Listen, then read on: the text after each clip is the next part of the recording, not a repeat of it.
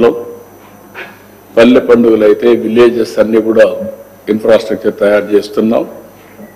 ఇంకొక పక్కన 5 ఏళ్ళు ఒక్క రోడ్డు కానీ ఒక చెరువు కానీ ఏది కట్టలేదు, నిర్వీర్యం అయిపోయింది వ్యవస్థ. అవన్నీ రివైవ్ చేసి స్ట్రీమ్లైన్ చేస్తున్నాం. ఇలాంటి కార్యక్రమాలన్నీ చేయాలంటే మళ్ళీ మనకు నేను ఒక మాటలో చెప్పాలంటే 85 లక్షల మెట్రిక్ టన్నుల చెత్త వారసత్వంగా ఇచ్చిండారు. దాన్ని మైనింగ్ చేయడానికే పెద్ద సమస్యగా తయారైంది. జనవరి 1కి డేట్ పెట్టారు. ఎక్కడ కూడా చెత్త లేకుండా చేసే బాధ్యత.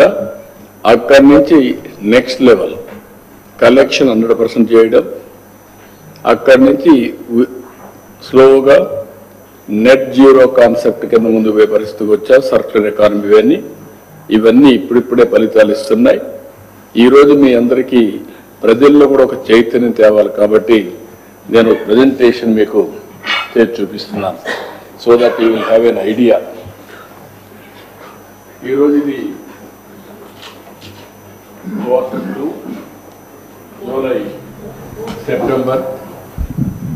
July September 25-26, first half yearly April to September 25-26.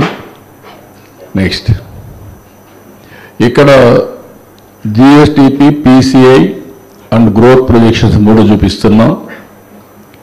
అదే మరి మెథడాలజీ, జిఎస్టిపి ఎస్టిమేట్స్ తయారు చేస్తారు, అవి కూడా ఎక్స్ప్లెయిన్ చేస్తాను. ప్రజలు కూడా అర్థం కావాల్సిన అవసరం ఉంది. దీనివల్ల లాభం ఏంటంటే కొంతమంది ఆలోచిస్తూ ఉంటారు.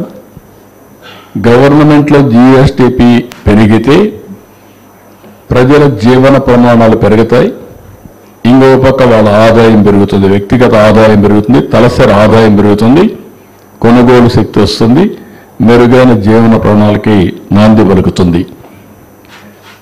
H1 April to September 25-26 current prices, అది మరి కాన్స్టెంట్ ప్రైసెస్ 2 ఉంటాయి. 11, 12 బేస్ ఇయర్గా తీసుకొని కాన్స్టెంట్ ప్రైసెస్ క్యాలిక్యులేట్ చేస్తారు. అదే సమయంలో ఈ సంవత్సరం కరెంట్ ప్రైసెస్ ప్రస్తుతానికి తీసుకొని చేస్తారు. ఇక్కడ AP GSTP target versus achievement for the year 25-26 project చేశాం. H1 అచీవ్మెంట్, H2 టార్గెట్, అది కూడా ఒకసారి రిమైండ్ చేస్తున్నాం. నెక్స్ట్ ఇది మీరు ఒకసారి చూస్తే హిస్టరీ కూడా. ఎందుకు నేను హిస్టరీ చూపిస్తున్నానంటే పాలకులు చేసే తప్పుల వల్ల ప్రజల జీవితాలు ఏ విధంగా అతలాకుతలం అవుతాయో ఒక ఎగ్జాంపుల్స్ ఇవన్నీ. అదే మరిగా ఆపర్చునిటీ ఏ విధంగా పోగొట్టుకుంటారు అనేది కూడా ఒక ఇంపార్టెంట్ ఇష్యూ. నేను ఆ మధ్యకాలంలో ఒకసారి 6-7 వైట్ పేపర్స్ని పబ్లిసైజ్ చేశాను. అందులో డీటెయిల్డ్గా వెళ్ళాను ప్రతి ఒక్క వ్యవస్థను కూడా. మళ్ళీ ఇప్పుడు ఏం చేస్తూ ఉంది ప్రభుత్వం ప్రజలకు చెప్పాల్సిన బాధ్యత ఉంది. అందుకే ఇవన్నీ ఎడ్యుకేట్ చేస్తున్నా. ఎవరికైనా అర్థం కాకపోతే అర్థం చేసుకోవడానికి కనీసం చదువుకున్న వాళ్ళని అర్థం చేసుకొని 10 మందిలో చర్చించాల్సిన అవసరం ఉంది. 15 రాష్ట్రం అప్పటి నుంచి తెలుగుదేశం పార్టీ 5 ఏళ్ళు అధికారంలో ఉన్నాం. 14 నుంచి 18 వరకు 14, 15, 18, 19.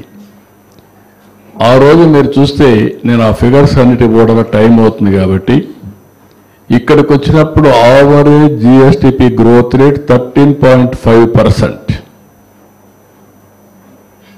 అందులో ఆల్ ఇండియా లెవెల్లో 4.45% కాంట్రిబ్యూషన్ షేర్ వచ్చి మంది 4.45.